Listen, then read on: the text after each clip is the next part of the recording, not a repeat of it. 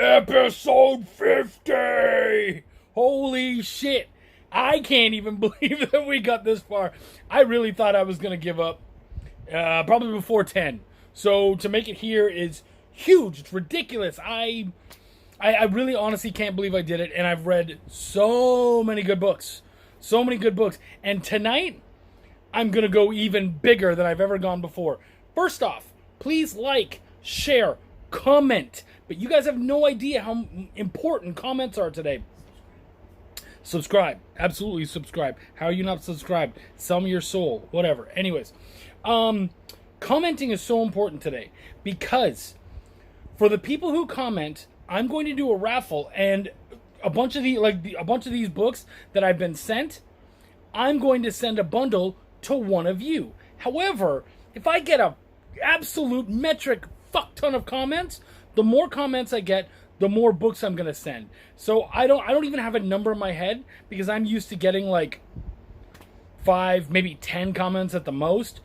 So if you guys go insane bananas and just go nuts on here, I'm just gonna have to keep sending out packages until I go, guys, I don't even have any books. I have to send you mine. And nobody wants that, right? No. So we're already like a minute and a half into this. We have to go quick. There's so much to talk about. What's going to happen is this. My beautiful wife, Wendy, can you say hi, baby? Hello. Okay. She's going to time me. I have 1 minute to talk about each book. I have to give it each book at least 1 minute. There's a good chance that some of those books will be like, bah, and I'll keep going. But every book is going to get at least a minute. I've done, I believe, about 12 books that I've read for today. Yeah, it's going to be huge. So, this is going to be big. Really super excited. Baby, you ready to go? Oh, hold on. I just shut Well, up. she's all ready.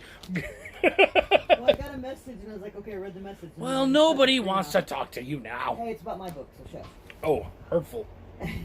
Okay. You ready? Yes, I'm ready. Right, first book. First book. Okay. Cogs. This is by Dan DeMille. There's a bunch of people. I will not be talking about who all did all the stuff in the different books because it's a shitload and you'll lose your minute. So, Cogs. This is a military book, and it's basically about this like super fucking elite team, and they go out and they take care of the crazy shit that nobody else knows how to take care of. It's really neat, and what was really fucking cool about this is that I'm almost certain. First off, it's done by Valor Press. That told me something, but I'm like almost 100% certain that whoever wrote this was in the military because I really felt like I was in the shit. But not even just like you've read a lot or you've learned a lot, but they were talking about like the mentality of it and all this kind of stuff that we never really get to see, and it was just so amazing. Is that time's up? Did you just time's up me? Oh, okay. You really get it into the mentality of it and the idea of what's going on. It was a really good book. I enjoyed it an awful lot. And that's it? That's time? Yeah. Okay, cool. Cogs. Fucking cool. Next. Oh, here we go. Bengali. Oh, shit. This is by my dude, Nick Garber. I actually got this at my first Comic-Con. Not my very first Comic-Con, but the first one nearby my house. He's a great dude. Was such a good guy. And this is a really fun book. He actually has this fucking mask. First off, before we even go into the book, I'm trying to remember it. How many fucking books did I read anyways? The book is very like kind of superhero-ish, and also it's got like this sensation of like almost like an Iron Man feel, like the origins of Iron Man, and also like early Juggernaut, you know, where he gets the gem of Sidorak and all that kind of stuff. It very much had that feel to me. I'm trying to look through. Oh yeah. This is brutal. It's bloody. It's kick-assery. I really enjoyed it an awful lot. The villain just gets completely fucking destroyed. By the way, and I'm pretty certain that this is Nick's work, his art. Are we done already? Yeah. No, this is Rich Parada. But Rich Parada, you did a really good job. I fucking love the art. Great story. Thank you guys. Next book. Okay. Ink. This one is going to be... Am I already done? No. Ink. This is going to be a little easier. This is a 16-page book. This is by my dudes from Cernova Press, I believe. Cernova Comics. Love these guys. These guys share, and they're absolutely amazing. I just wanted to give some love to them first. Greg and Dylan, love you guys. You're awesome. This book was really friggin' cool. The art was enjoyable, but it's really about is he a tattoo artist? He is a tattoo artist, and he basically ends up being like abducted in the night. I'm trying to remember this. I'm basically trying to read it as we're talking right now. And oh, that's right. So he has this dream, and he's basically tattooed with this mark, and it's like, you have to get to this mountain that's like in Japan in 72 hours, or else you're done. And he was given that duty by someone who their time was just about up. So it's almost like they passed off their watch to someone else, which, what a dick thing to do, by the way. Like, you're about to die, and all of a sudden you just hand it off. I'm going over the minute on this one. So anyways, I really like where this one went. It was really cool. It's just a short story, but if they continue with it, which I believe they're going to, very neat idea. Very cool. I'd say like issue 0 style. All right, next. Oh, this was cute. What? Wish Upon a Feather. This was given to me by Michael Easton. Really nice dude. I believe, correct me if I'm wrong, they actually print their own books. And these actually feel really nice. I would totally get a book from them. This feels really good. It's got a nice hardcover and everything. But Wish Upon a Feather, let's go into this. Cute book. Really enjoyed it an awful lot. It was very, I want to say modern day fairy tale, but the same thing is this is still very much a medieval book. But it's a fairy tale we've never heard before. I really love the moral and the idea of the story. And it's a really beautiful tale about sharing the wealth and realizing when people have it better than you, or when you even have it better than other people, and trying to help everybody and make the world a better place. I feel like this is a really good allegory for indie comics as a whole. All indie comics people, you should just have to read this book in order to be a better person and a better member of the indie comics community. Okay, cool. I'm gonna do a digital book. Ajax Awakening by Jeremy Scott Browning. Holy crap. I have some little notes here for everything. I have like 2 or 3 sentences for everything. I wrote right away here. Really liked it. Well written. Love the podcaster's take. So this was neat. It was basically like a superhero epic. Only... Are you just starting out? It was basically like a superhero epic. Only... It reminded me of a wrestling match because we were watching it from the tale of 2 podcasters who have video. And so they're basically watching it and they're documenting it and talking about this really cool fight. And basically it's the idea of there's like a group of villains, and the one villain hypnotized one of the guys, Ajax, and he basically ends up becoming unhypnotized. And so now he's out for vengeance and he's out to kick ass. But we don't really know yet if he's a hero, an anti-hero, if he's still just a villain, only he's his own villain. We're really not certain about that. So really badass. Enjoyed this one a lot. Just had a blast reading this.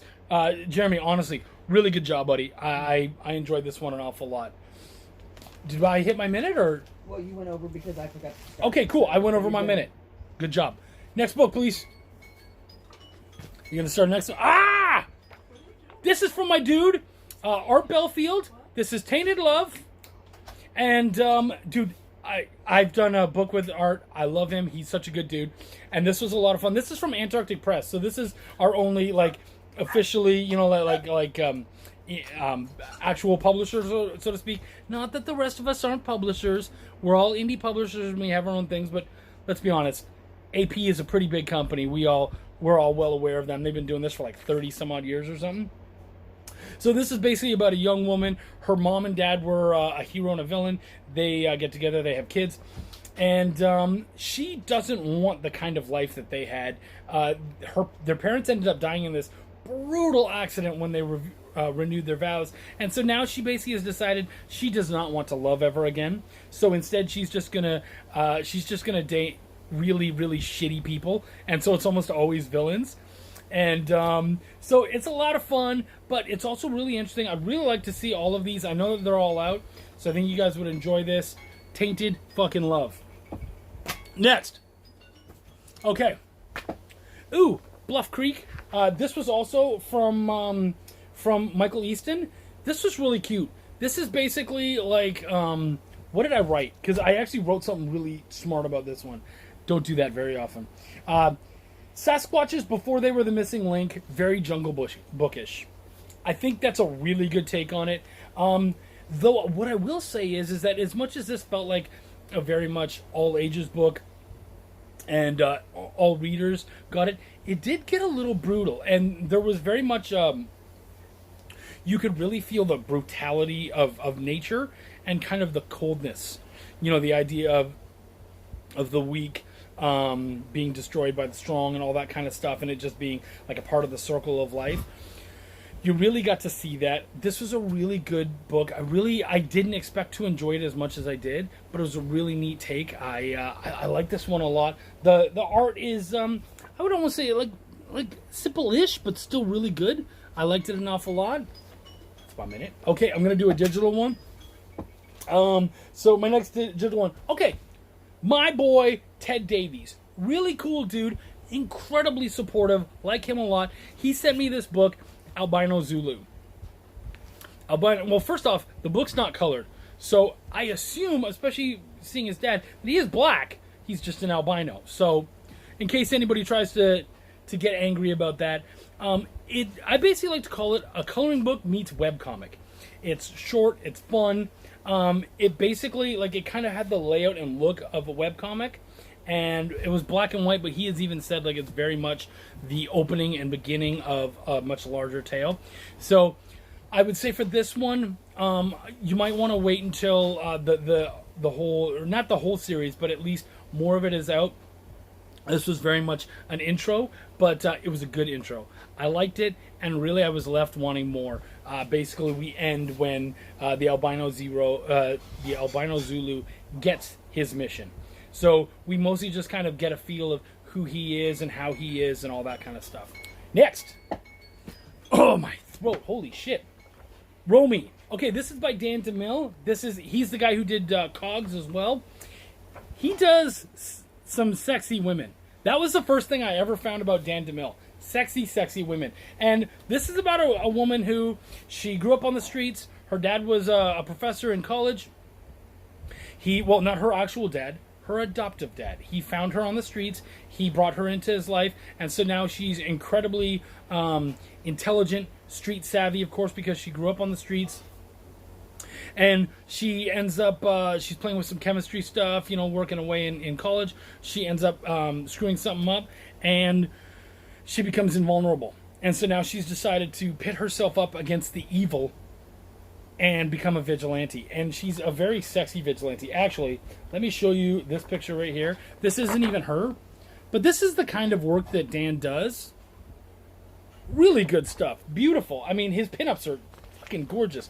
It was a fun one. Her dad made her a really cool acid gun, and she kills assholes with it. And really, wouldn't we like to all kill assholes with acid guns? Let's do another digital, because we're really going through stuff. Josh Nealis' Stingray. Holy shit. I had so much fun with this one. He actually gave me issues 1, 2, and 3. I only read issue 1. I'm going to say something. I've never done this before, okay? When I'm telling you guys about books, I might tell you, it's like this and this put together. I almost never compare my books to someone else's book. That almost seems tacky. But Josh, when I tell you that I felt, and I have it written down here, yeah, I felt like Stingray was Belial meets Alien Abductions. That was like the nicest thing I could kind of say. Belial is one of my favorite things I've ever made, and it's funny, and it's sarcastic, and it's really dickish humor, and everyone likes to say fuck a lot, and that is exactly what Stingray is.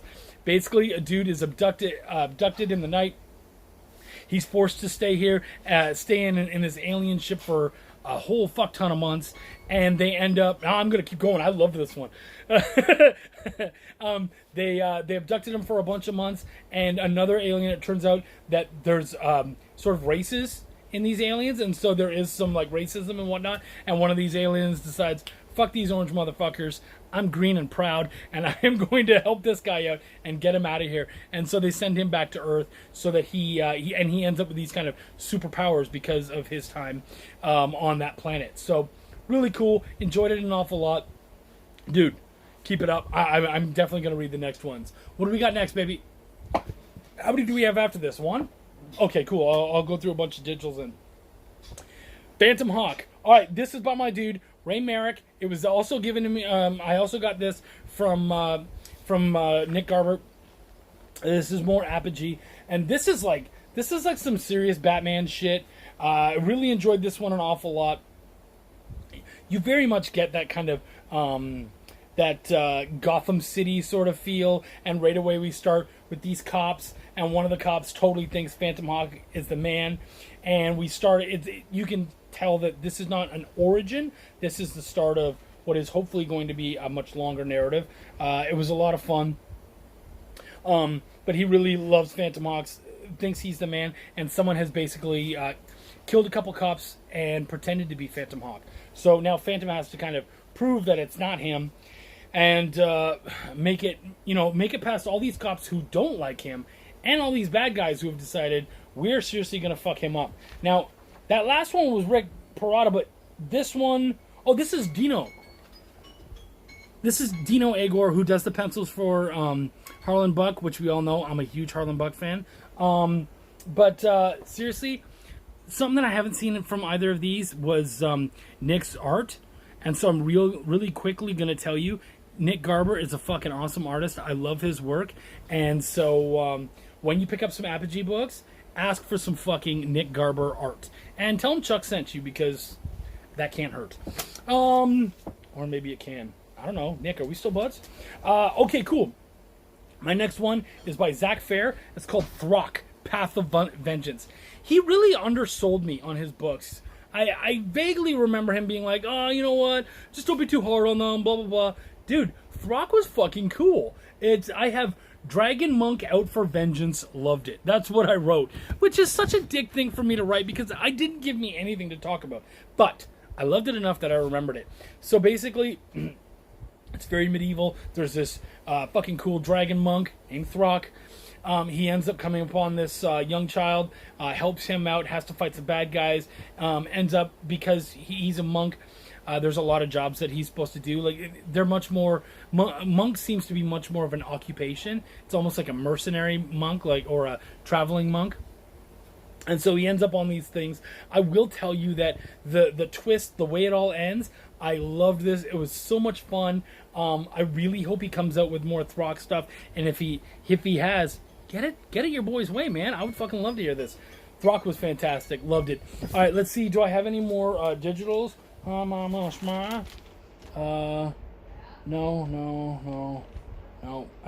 No, that's all my digitals. Do I have any more? Is this the last book? Yeah. Okay, this is the last book, guys. Whew. Before we go on to the last book, I'm going to take a drink. Oh, I've been going hard. You ready? You going to start the timer? Yeah. Let's go. Ooh. Niobe from my dude, Larry Patrick Higgins. Which, by the way, why do you go by Larry Patrick Higgins? Just do the Larry Higgins, man. Because seriously, Larry Patrick Higgins? That sounds like a fucking serial killer name. You don't want that, man. You're badass. You're fun. And you've got a really cool, sexy comic. Now, here's the funny thing. If you guys don't know anything about Niobe, a lot of people are like, oh, it's a real sexy book, blah, blah, blah.